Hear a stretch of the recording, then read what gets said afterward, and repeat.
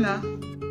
Capitale du Pérou depuis sa fondation en 1535 par les colons espagnols, la ville demeure aujourd'hui le centre économique du pays. Sa population, estimée à 2 millions d'habitants dans les années 40, n'a cessé d'augmenter sous la pression de l'exode rural pour atteindre aujourd'hui près de 10 millions d'habitants, soit 30% de la population nationale. Ces nouveaux habitants, fuyant la pauvreté et le terrorisme, se sont ainsi installés dans les terrains disponibles en périphérie de Lima pour former ce que l'on appelle désormais des pueblos jóvenes, littéralement villes jeunes. La Ensenada, quartier situé au nord de Lima, appartient à l'un de ces récents districts encore ignorés des pouvoirs publics et qui doivent donc se développer par eux-mêmes. C'est là qu'agit Mano a Mano, association franco-péruvienne créée en 1994, dont l'objectif est d'améliorer les conditions de vie de ses habitants. L'association a débuté par la création d'un dispensaire médical et par la formation de femmes de la communauté pour être promotrices de santé. Peu à peu, les activités de Mano a Mano se sont diversifiées avec la formation de femmes constructrices qui depuis 2007 travaillent dans la réalisation d'infrastructures à la Ensenada. Ont ainsi été construits plusieurs murs de soutènement dans le quartier, des jardins destinés aux habitants, des terrains de sport, ainsi qu'une bibliothèque ludothèque pour enfants. Cette dernière, ouverte tous les jours, est tenue par des jeunes de la Ensenada en échange d'une bourse d'études. Les femmes ont également construit les locaux de Mano a Mano, dans lesquels se trouvent ses bureaux, ainsi qu'un restaurant, une pâtisserie et 5 chambres destinées à l'accueil de touristes et de volontaires. L'association finance en effet une partie de ses projets grâce au restaurant-pâtisserie Micaela Bastidas, ainsi nommé en hommage à la chef indigène de la résistance à la colonisation espagnole. Elle s'assure également un revenu par l'accueil occasionnel de touristes et par la vente d'artisanat qu'elle produit.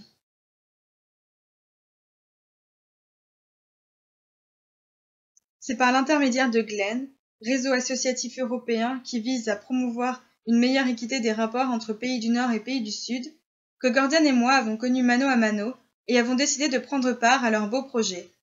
L'idée était lancée. D'octobre 2016 à janvier 2017, durant 4 mois, nous allions apporter nous aussi notre pierre à l'édifice, et principalement dans nos domaines de prédilection, le tourisme durable et solidaire pour Gordiane et l'écologie pour moi. Notre objectif, découvrir, nous émerveiller et ouvrir nos horizons. Lima se situe dans une région désertique et aride, avec très peu de précipitations. À la Ensenada, la forte pente et la nature sableuse du terrain rendent encore plus difficile le développement de végétation. C'est pour cette raison que depuis 2007, Mano a Mano aménage des espaces verts en construisant des murs de soutènement et des clôtures pour empêcher le piétinement des plantes. La majorité de ces jardins sont donnés aux habitants qui s'occupent eux-mêmes de leur entretien. Tous les dimanches, ceux-ci étaient invités à participer à l'atelier de jardinage que nous organisions, espace d'échange de conseils entre jardiniers débutants et jardiniers confirmés. Seul un parc est géré par l'association, celui qui entoure la bibliothèque et qui est entretenu par sa responsable, Sylvia. La végétation y est luxuriante.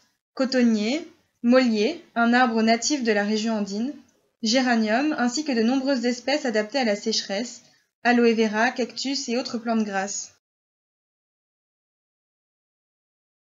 Sur demande de Sylvia, nous avons aménagé un potager dans la partie arrière du jardin afin d'y accueillir des ateliers de jardinage pour enfants. Nous avons pour cela déplacé les aloe vera présents et aménagé 3 buttes de permaculture en utilisant la technique dite de culture en lasagne. Cette technique consiste en la superposition de couches de déchets organiques dans le but d'enrichir le sol. Une couche de matière fraîche azotée, telle que des déchets de cuisine, et une couche de matière sèche carbonée, feuilles mortes, branchages, que l'on recouvre de terre et de compost, et qui n'a plus qu'à être semée. Nous avons également fait quelques autres plantations, origan, tara, arbre endémique des lomas, ces écosystèmes du désert côtier du Pérou qui se développent uniquement grâce à l'humidité atmosphérique. En aidant Sylvia et les autres volontaires à l'entretien du jardin, nous nous sommes rendus compte que l'irrigation par tuyau d'arrosage était plutôt pénible et gaspillait une quantité d'eau non négligeable. Nous avons donc rendu visite au Centro de Artes de la Humanidad, une association qui mène un projet de reforestation à l'est de Lima, pour leur demander conseil à propos de leur système d'irrigation par goutte à goutte.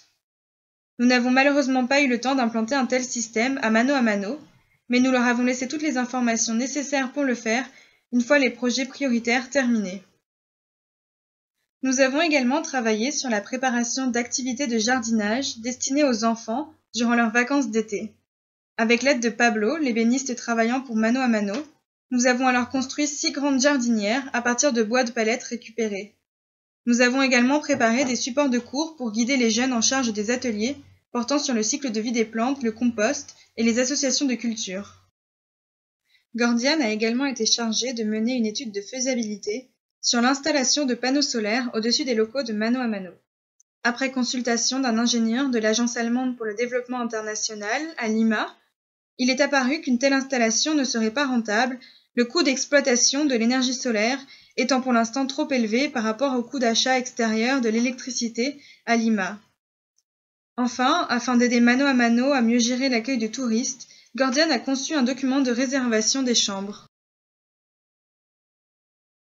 En parallèle de ces projets, nous avons également participé à la vie de l'association dans toutes ses activités, notamment au restaurant, en assurant le service à midi.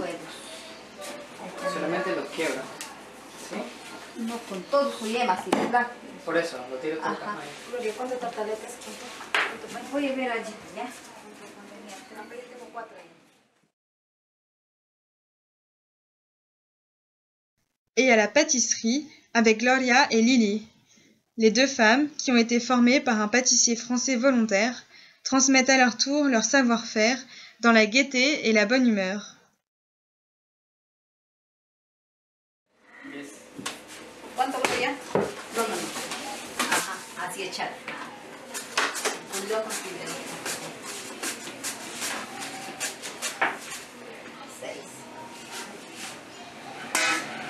Está bien, ¿no? Y también lo del medio lo saco, ¿no? Sí, así comienzan. Ah, ya.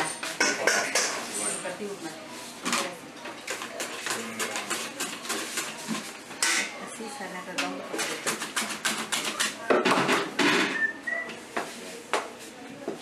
Eso lo termino.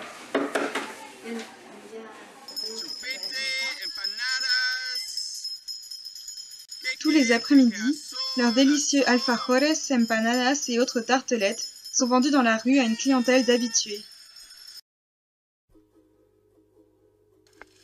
Nous avons aussi participé aux différents projets de construction que Mano a Mano a conduits durant nos 4 mois sur place.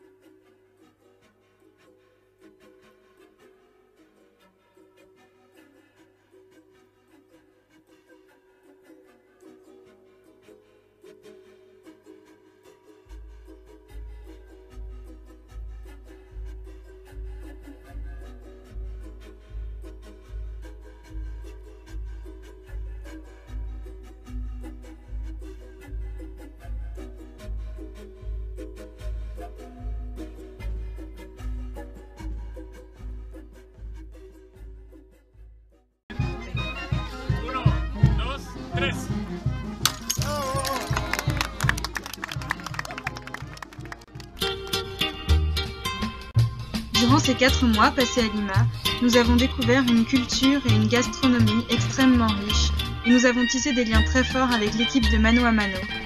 Même si nos projets n'ont pas tous abouti, nous avons bon espoir que d'autres volontaires après nous prennent la relève. Dans tous les cas, nous savons que Mano a Mano continuera et développera ses activités et nous lui souhaitons une très bonne continuation.